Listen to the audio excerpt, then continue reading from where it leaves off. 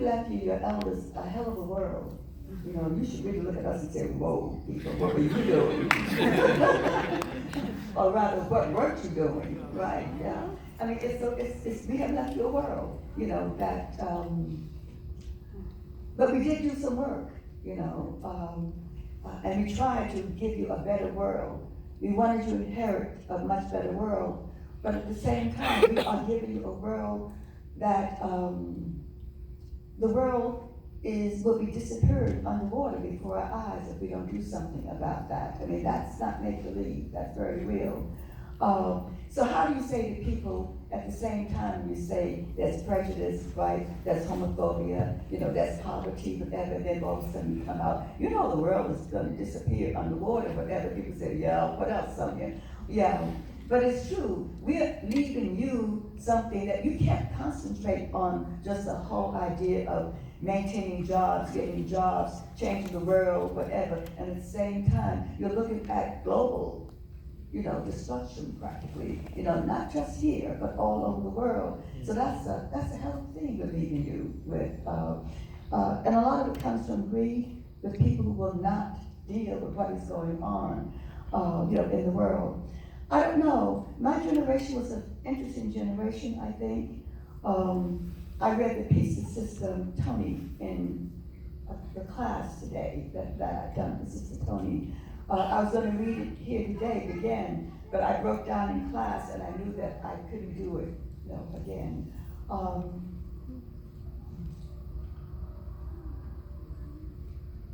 I can't give you any easy answers.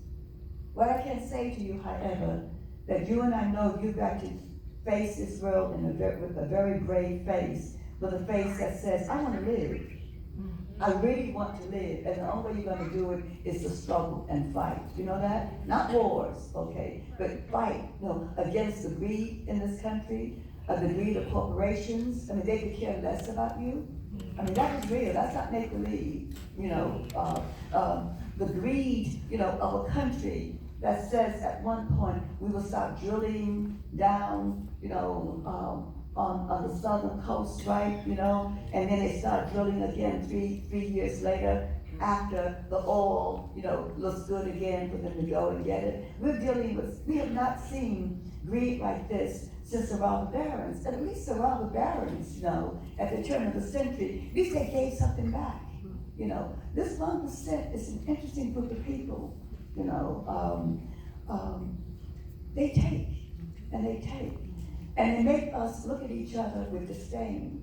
They make us look at each other like, you really aren't a part of this, They say to people, you too can be a millionaire. But what does it mean being a millionaire?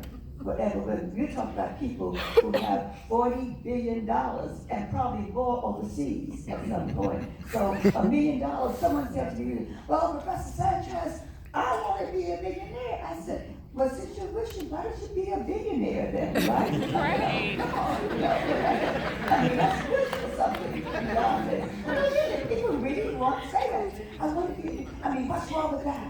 What you got against someone being a millionaire? I said, nothing. It's just how we get it. It's just how we don't share it. It's just like if some people put, I think you should be rewarded, but I think nobody needs to have $100 billion. Right. I'm serious about that. Because if you have it, it means you haven't given back. Right. You have not given. You have not built up cities that need to be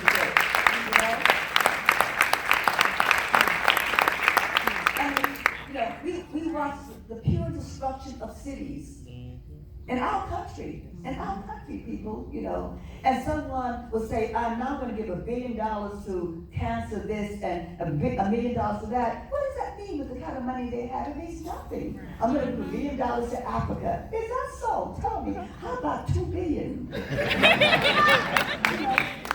But we have not seen greed like this, ever. And we also have not seen the disdain for us, for people, what we see today. Utter disdain, We have not seen, if you watched the program, the idiot box yesterday, with the news, the television, the news, right? We have not seen the disdain that people have towards the Congress. See, it had to spread finally. If you have disdain for us and we elect the people who go to Congress and the Senate, right? You should have watched that man talk on the TV. He has utter disdain for the Congress.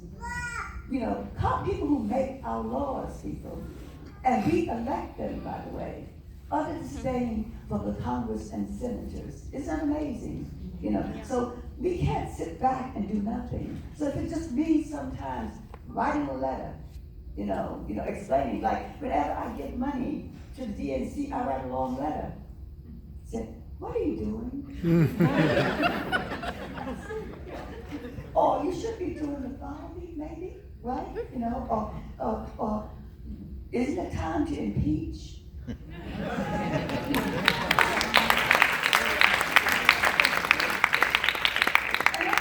Someone said, oh God, she's a poet. What is she talking politics for?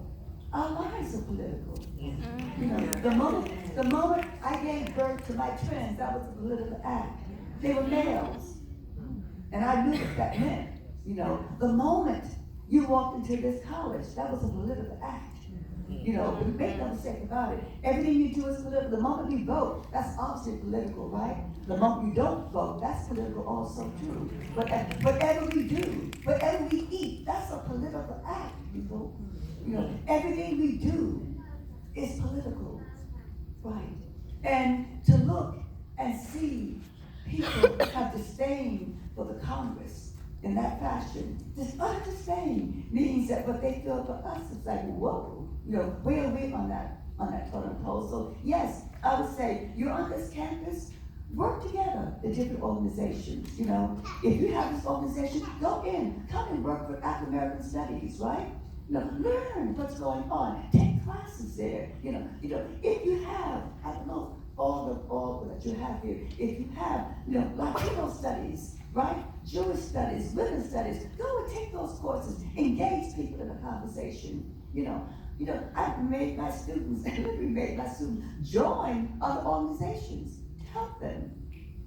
We're not secret people. If we have the same goals, supposedly, we must help each other.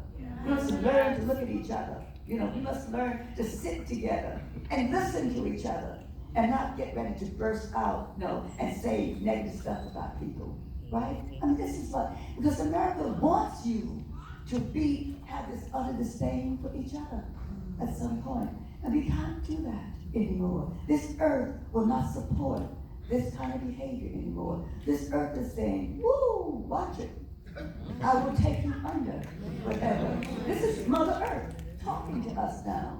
And people say, I don't know what's happening here. We're having so many tornadoes, whatever. And you just start humming. I wonder why. Right? But we cannot do what we do to this earth. This earth is reflecting what we've done to our people. We were saying at lunch today that there's so many places in America, that have been violated, that we have buried bodies and bones, from slaughterings and slaughters. I was in a place called Smith College.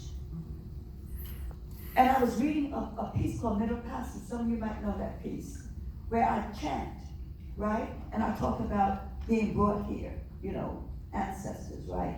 In the middle of it, I broke down and started to cry. I literally broke down. And I couldn't stop sobbing. I finally got through the piece. And then I stopped and I said, what happened here? Something happened here, right here in this weapon. And one of the archivists stood up and said, there was a massacre of Native Americans here. But travel. If you travel any place you go and get still, just be still. You'll understand, you'll feel the many, many, many deaths and killings in this country, and we must begin in a very real sense, to heal. And one of the ways you young people have got to lead that healing. You've got to show your parents and your grandparents who say things that are not correct, right? Yes, they do. You've been at the Thanksgiving table. Yes. You hear it, whatever. one of my students came back. She said, Professor Sanchez, I was eating dinner. The TV was on. You know how you eat Thanksgiving dinner and the bloody TV is on at the same time, right? And a picture came on of an African-American man, zoom, and the father said, that's why we don't want none of them in our neighborhood. She said, I stood up. And I said, how could you talk like that, Dad? He said, what are they teaching you up there at Tufts University, right, whatever. And she came back, and she said, I never would have responded to that if I had not been in this women's studies class, if I'd not been here talking. Because in that class, when we were talking about welfare, a very well-dressed young white woman, a European woman, stood up and said, I'm on welfare. And the whole class, let me tell you, said, what? Think about that. Majority of people on welfare are whites. She stood up. All her family and said, I'm on welfare. I could not make it through Teacher University without being on welfare. Right? That kind of truth made that class come together. Because I put them in committees. They had to work together with each other. They had to look at each other and listen to their stories forever. They had to write together. They had to take exams together. Can you imagine? Taking exams together? And the whole group got the same grade. I know this is a roundabout answer to your question.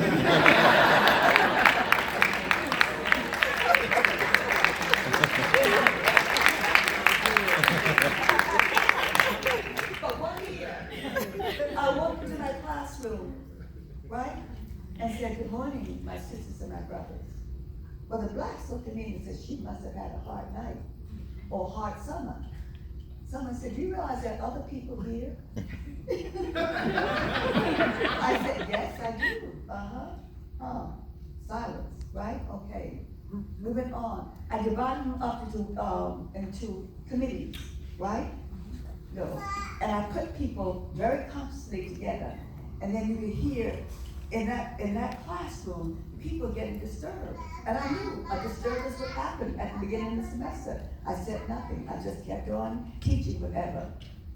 But things happened in that classroom with people working together.